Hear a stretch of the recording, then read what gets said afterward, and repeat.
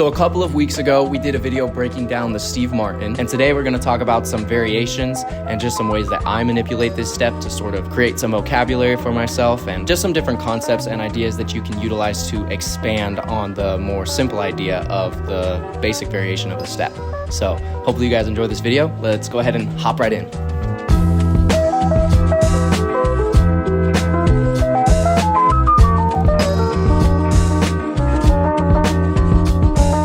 So obviously, if you're not familiar with the Steve Martin step, then it's going to be very helpful for you to go back and to watch our breakdown of it that we released a couple weeks ago. I'll link that up here and also down in the description. However, if you are already familiar with this step and you are seeking to find more variations, not just in this step, but really in any party move or just hip hop step that you know, I think this video will be helpful for you to kind of just showcase some possibilities. Whenever I'm playing around with an idea like this, whether it's creating variations of a step that already exists or just creating variations of different movement ideas in general, I think it's super helpful to just kind of keep your mind open to different ideas that you might have, and also to not worry so much about things being right or being correct. We're going to talk about some principles today that I think will help you to pull inspiration from the actual foundational idea that you're playing around with. But at the end of the day, just giving yourself the freedom to explore and to not be worried about whether or not something is technically right or correct, and just sort of exploring and allowing yourself that freedom is going to be way more helpful than dismissing every idea you have just because you're afraid that it's not good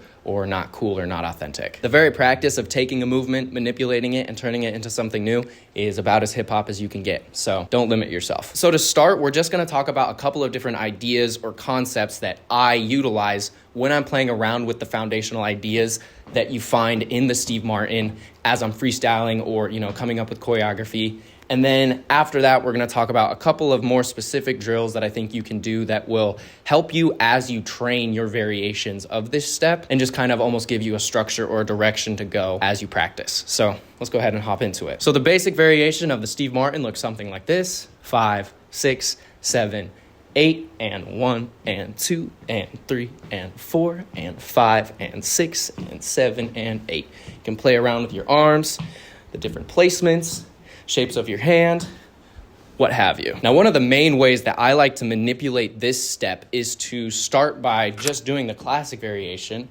and from here, sort of just start experimenting with rearranging or editing the sequence of, most often, the pattern of the feet. So instead of always finding lift, step, lift, and turn, lift, step, lift, and turn, one of the easiest ways that you can start to play around with variation when it comes to this step is just playing around with the sequence or the pattern of your feet, still maintaining the foundational rock idea that kind of makes the step what it is, but not allowing yourself to get stuck in the classic foot pattern all the time. Now, that in and of itself could be a whole drill or a whole exercise, simply just playing around with what it looks like to change the pattern of your feet and how you need to adjust the rock with your upper body to match the adjustments that you're making with your feet, thinking about your weight placement and where you need to be, how you need to anticipate the shifting of your weight. All those things you have to start thinking about when you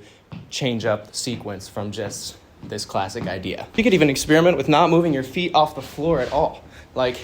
There's really no right and wrong way to explore this idea. That's one of the first ideas that I play around with frequently and that I found to be super helpful, if only just to kind of get me started as I explore different ideas. The next idea that I like to play around with is not always maintaining the same shape with my legs. Now, if you maintain the same movement with your legs, it's always going to be this pattern of up, down, up, down, up, down, up, down, some variation of that. Something we can do to switch that pattern up just slightly is to change the shape of our leg when we bring it up. So as opposed to always lifting your heel or your knee in a turned in position, you could experiment with what it looks like to lift into a turned out position. I think also a helpful idea to think about when you're playing around with changing your leg shape is to think about changing the direction that you're facing. I feel like that just gives you more range and more possibilities to change the shape of your leg. You can start with a little bit more of the classic version, but then as you start to play around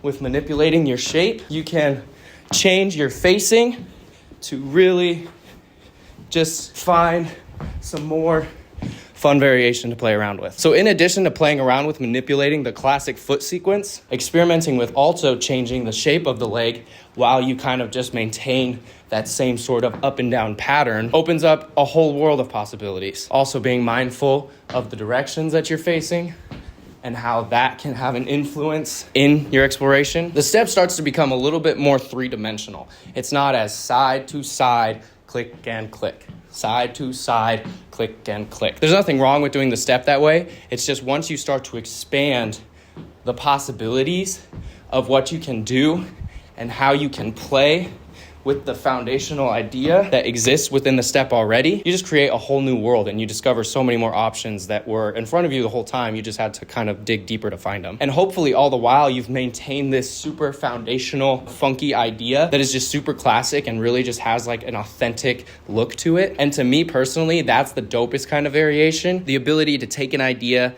understand it, and interpret it for yourself, and to then manipulate that same idea, pull from it, and to create something that's brand new. Now, obviously, when it comes to playing around with these different ideas with your legs, the same concepts can apply when you're talking about your arms. Typically, for me, when I do the Steve Martin, my arms follow this open-close pattern that we talked about in the breakdown video. And while it's totally fine for you to just maintain this as you explore different ideas, it's also totally fair to experiment with different placements of the arm, manipulating the open-close pattern, playing around with different placements of the hand, different gestures, just whatever you think is fly. And the last idea that we're going to talk about today is just this idea of manipulating timing. And I think a super obvious way that we can manipulate our timing is to just simply add doubles to any given position that we might be in. And that's cool. That's definitely something that we can play around with. The main ways that I manipulate timing, whether I'm doing choreo or freestyle, are to just think about switching between three different timing ideas: full tempo,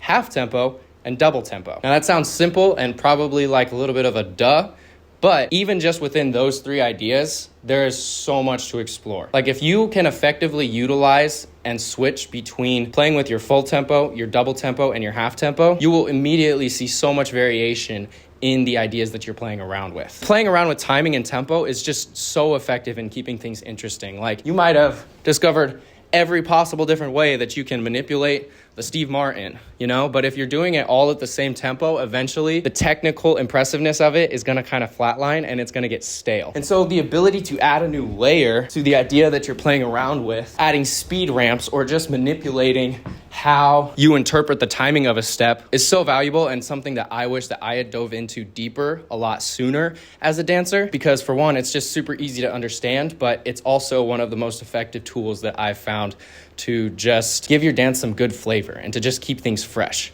It's so easy to get into this mindset of just wanting to do a lot of things, make everything super impressive and do it really fast, when really at the end of the day, even if you're doing something that's super technical and super impressive and hard, if you just do that for a long period of time in the same way, that too will get boring. And so having the ability to manipulate different ideas, whether you're playing around with timing or variation in a smart way, as opposed to just thinking if I do this step and I change it and I make it super technical, it will be cool. I think that will be a lot more effective in keeping our dance entertaining. Being technical and making things complicated is also good. And I think a big part of that is knowing how to utilize your technique in effective ways. So those are all of the main ideas that I have for you guys on how to play around with this idea. Now we're going to break down three drills that I think will be helpful to just kind of give you direction as you're exploring this idea for yourself.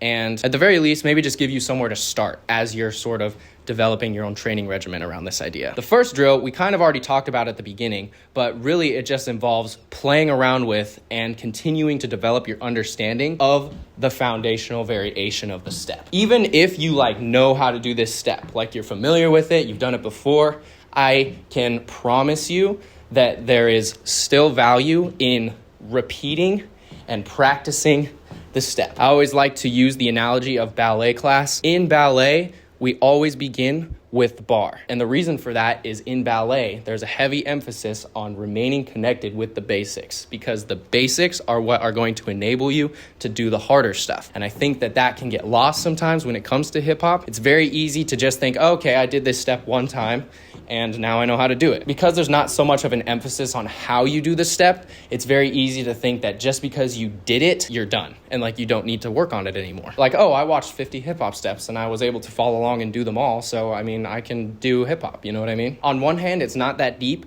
but having the humility to practice the basics and to really train in them is always going to be valuable. And I think that you can see the difference between someone who continues to train the basics and who is really intact with those ideas versus someone who maybe understands what the basics are, but may or may not actually revisit those ideas often enough for them to be prevalent within their practice. So just playing around with the most basic variation of this idea, I think, is super helpful. And that doesn't mean doing the same thing over and over again. That can mean kind of like what we talked about at the beginning. Playing around with switching up the pattern, maybe just adjusting little things, creating your own variations of the step that you can repeat side to side. That's all good, and that's all kind of a part of this drill idea. So that's our first drill. Just remaining connected with the foundational idea and just really trying to establish a mastery over it so that you have more freedom to explore variations within that idea. Second drill that we're going to talk about is playing around with each variation by itself. So we just went through a bunch of different ideas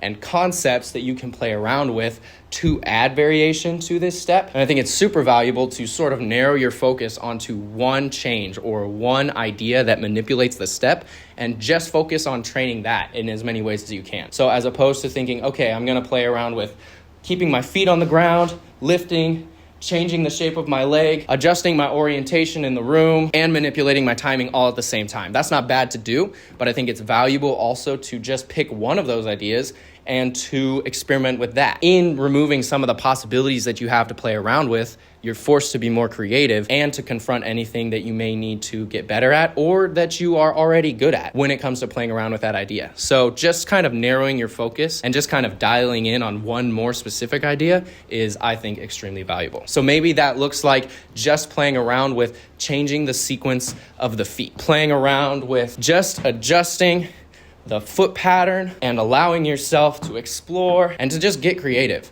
I think that doing something like this inevitably will lead to you hitting a wall, and you will have to learn how to work through that. And some of the most valuable work that can be done is after you've hit a wall and you don't really know where else to go. What you do from there and how you work through that is the difference between someone who has a lot of options to play around with when they freestyle and someone who maybe doesn't. So that's the second drill. And then the third and final drill is really just to expand on that second drill. And that is to take two different ideas that maybe we talked about today or that you've discovered in playing around with different variations or different ideas of the original step, coupling or grouping them together and just being specific about training multiple ideas at the same time. So what that could look like is maybe you're playing around with the different ways that your body faces in the room, and at the same time you're also having to be mindful of different timing changes. And I think it's also important to note that when you're exploring these ideas and you're trying to be more specific about the variations that you're playing around with, it's very easy to let other ideas sort of slip in and to kind of become a part of your exploration in that moment, and that's totally fine. When I'm saying to give yourself parameters and to be more direct about your exploration, I don't mean that in a way that's going to cause stress or to make you feel like you're a failure if you have other ideas that are popping up when you're trying to be more specific. I more so just say that to sort of give you a direction and a task that you can practically approach the next time that you're exploring this idea. And ultimately that I'm hoping will just give you more options to play around with, which is really the goal behind all of these drills. So those are some different ideas that I think are super helpful when it comes to playing around with not only the Steve Martin, but just any step that you might be trying to find variation with. I think that this is a super fun and challenging way to add vocabulary to your style and to just familiarize yourself with some classic hip hop techniques. If you can find and maintain the foundational idea of any step, then you can utilize that foundational idea to manipulate different aspects of the step, whether it's the sequence or the timing or the placement of your feet or the direction that you're facing, whatever the case may be. You can make those little changes and create something totally new while maintaining or holding on to that original idea, which is what sort of gave you the direction to explore this way in the first place. So this is just one way that you can train variation and explore different ideas. Hopefully it's helpful for you guys and you're able to incorporate it into your practice. I just want to thank you guys so much for watching this video. Comment down below if there's anything that you want more clarification on. I've been saying that a lot in my videos recently, but I truly mean it. If there's an idea in here that you would like broken down more, comment it down below. I'm more than happy to respond to your comment and to try to answer your question as best as I can. And also, your comments are a great way that I can kind of gauge what you guys want for these videos. You know, these videos are meant to serve you guys and to provide you guys with just a tool that you can utilize to expand your mind and to expand your view of what is possible when you dance. And so don't hesitate to comment down below or to hit me up on Instagram. You can follow the shed at _shed24 on Instagram or TikTok. I'd love to connect with you guys. So thank you again so much for watching, and I'm gonna see you guys in the next video. Peace out.